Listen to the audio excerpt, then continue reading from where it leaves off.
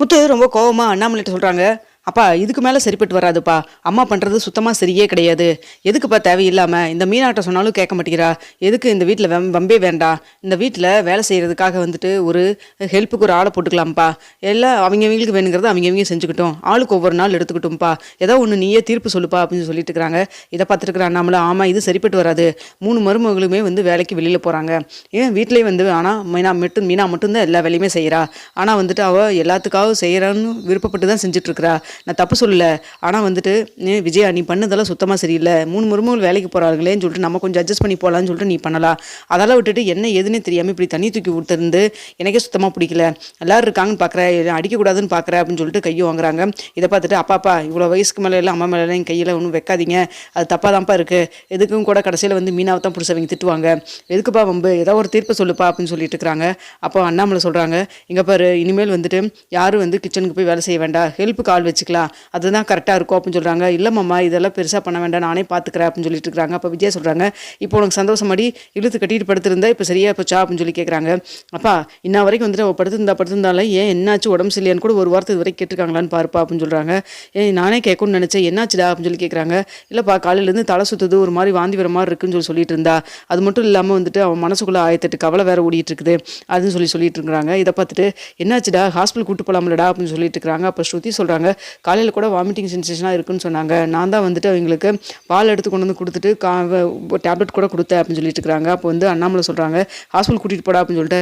இப்போ தான்ப்பா ஹாஸ்பிட்டலுக்கு தான்ப்பா ஃபோன் பண்ணிவிட்டு எப்போ அப்பாயின்மெண்ட் கிடைக்குன்னு சொல்லி பார்த்துட்டு கூட்டிகிட்டு போகலான்னு சொல்லிட்டு தான் நம்ம ஃபோன் பேசிட்டு வரதுக்குள்ளே இவ்வளோ பிரச்சனை நடந்து போச்சு அப்படின்னு சொல்லிட்டு இருக்கிறாங்க.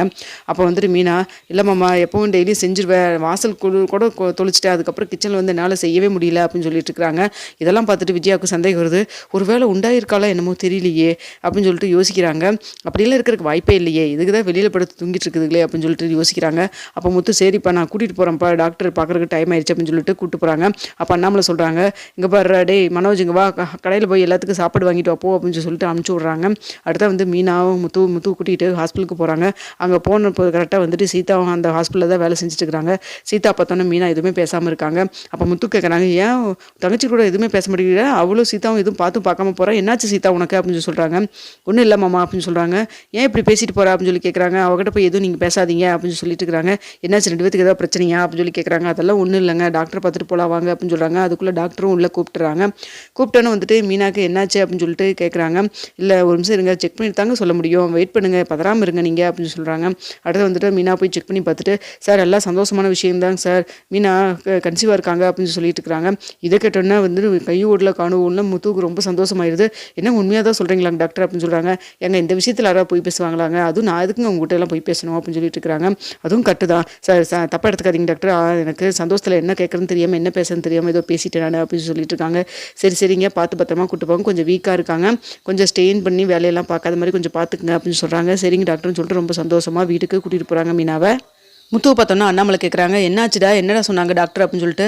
அப்பா எல்லாம் சந்தோஷமான விஷயம் தான்ப்பா அப்படின்னு சொல்கிறாங்க. அப்போ கரெக்டாக வந்து விஜயா ரூம்லேருந்து வெளில வராங்க. நம்ம நினச்ச மாதிரியே சந்தோஷமான விஷயம் வேறு சொல்கிறானே, என்னன்னு தெரியலையேன்னு சொல்லிட்டு பதறி போய் வந்து நிற்கிறாங்க. பாட்டி சொன்ன மாதிரி முதல் வாரிசு தான் மீனா தான் பெற்று கொடுக்க போகிறா அப்படின்னு சொல்கிறாங்க. இதை கேட்டோன்னா அண்ணாமலை ரொம்ப சந்தோஷப்படுறாங்க. என்ன சொல்கிறா அப்படின்னு சொல்லிட்டு. ஆமாப்பா அப்பா இனிமேல் வந்து கிச்சன் வேலை நான் முன்னாடியே சொன்ன மாதிரி யாரும் செய்ய வேண்டாம், ஹெல்ப் கால் போட்டுக்கலாம்ப்பா, மீனா ஸ்டெயின் பண்ண வேண்டாம், கொஞ்சம் வீக்காக இருக்காங்கன்னு சொல்லியிருக்காங்க, டேப்லெட்ஸ் எல்லாம் எழுதி கொடுத்துருக்காங்கிறாங்க. இதை பார்த்து ஸ்ருதி ரவி எல்லாருமே சந்தோஷப்படுறாங்க. அப்போ ரோஹிணி யோசிக்கிறாங்க, நம்மளுக்கும் மனோஜுக்கும் கல்யாணம் ஆகி நம்மளுக்கு ஃபஸ்ட்டு குழந்தை வந்ததுன்னா நாளைக்கு ஏதாவது பிரச்சனை வந்தால் கூட ஏதாவது ஹெல்ப்பாக இருக்குன்னு பார்த்தா கடைசியில் பார்த்தா மீனா இப்போ கன்சீவ் ஆகிட்டாலே தலையில் தூக்கி வச்சு ஆடுவானே இந்த முத்துவும் மீனாவை தாங்குவான். சொல்லவே வேண்டாம், பாட்டிக்கு இந்த விஷயம் கேட்டால் இதை விட என்ன இது பண்ணுவாங்களே அப்படின்னு சொல்லிட்டு இருக்காங்க. அடுத்த அண்ணாமலை பாட்டிக்கும் கால் பண்ணுறாங்க. கால் பண்ணா, டேய் எல்லா வேலையை விட்டுட்டு இப்போவே கிளம்பி வரேன்டா, என் பேத்தி வந்து நான் பார்த்தே ஆகணும், முதல் வாரிசு அவள் தான் பெற்று கொடுக்க போகிறா, அவளுக்கு பெரிய கிஃப்ட் உண்டு அப்படின்னு சொல்லிட்டு இருக்கிறாங்க.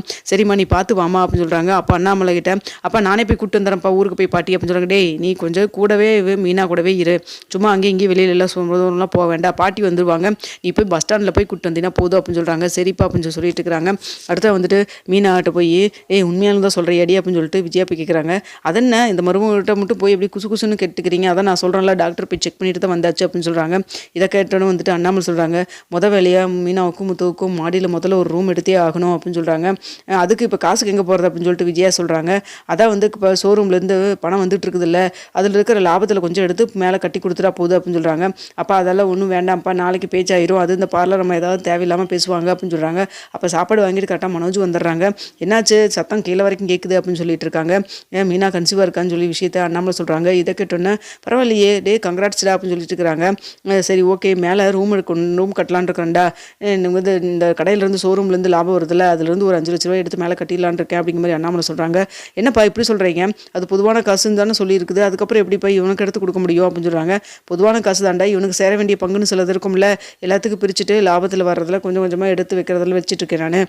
அதில் வர எல்லாத்தையும் லாபத்தும் உங்களுக்கு கொஞ்சம் கொஞ்சம் இருக்குல்ல, எல்லாத்தையும் சேர்த்து போட்டு இப்போ இவங்களுக்கு கட்டி கொடுத்துடலாம். இப்போ வர மீனா வேற மாசமாக இருக்கா, அடிக்கடி ரெஸ்ட் எடுக்கிற மாதிரியெல்லாம் இருக்கும், ஹாலில் படுத்திருந்தா நல்லா இருக்காது, அவளுக்கும் சங்கடமாக இருக்காது அப்படின்னு சொல்லி சொல்கிறாங்க.